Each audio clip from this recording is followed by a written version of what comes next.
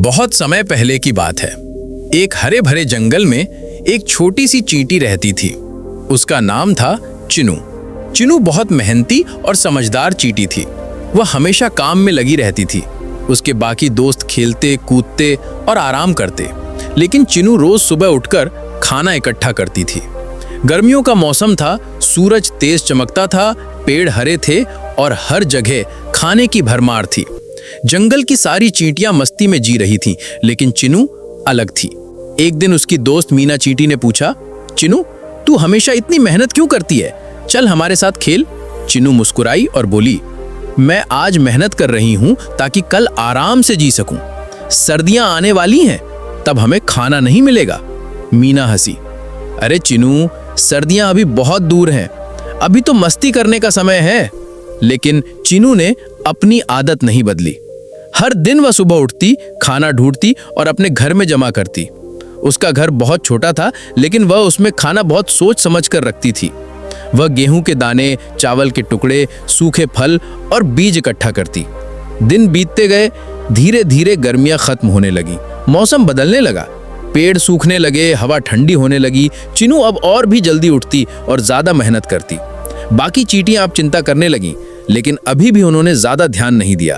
अक्टूबर का महीना आया, जंगल में सन्नाटा छा गया, ठंडी हवा चलने लगी, धीरे धीरे सर्दियां आ गईं। अब मुश्किल समय शुरू हो गया। पेड़ों से पत्ते गिर चुके थे, जमीन पर खाना नहीं दिखता था। ठंड इतनी ज्यादा थी कि ज्यादातर कीड़े मकोड़ा बाहर नहीं निकलते थे। मीना और उसकी सारी दोस्त चींटियां परेशान हो गईं। उनके पास खाना नहीं था। उन्होंने चारों तरफ ढूंढा, लेकिन कुछ नहीं मिला। कई चींटियां बीमार भी पड़ने लगीं। एक दिन मीना बहुत भूखी थी। वह कांपते हुए चिनू के घर पहुंची और बोली, चिनू, क्या तुम मेरी मदद करोगी? मैं बहुत भूखी हूं। चिनू ने बिना कुछ कहे दरवाजा खोला और मीना को अंदर बुलाया। उसने मीना को खाना दिया, गर्म पानी दिया और कंबल भी दिया। मीना की आंखों में आंसू आ गए। वह बोली, चिनू, तू सही कहती थी। मुझे आज समझ आया कि कल के लिए मेहनत करना क्यों जरूरी है। तूने गर्मियों में मेहनत की, इसीलिए आज तुझे भूखा नहीं रहना पड़ा।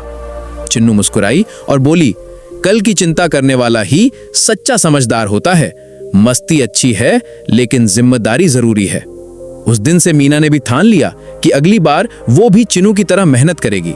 जब मौसम फिर से बदला और गर्मियां आईं, तो मीना और बाकी सारी चींटियां चिनू के साथ मिलकर खाना इकट्ठा करने लगीं। अब चिनू अकेली नहीं थी।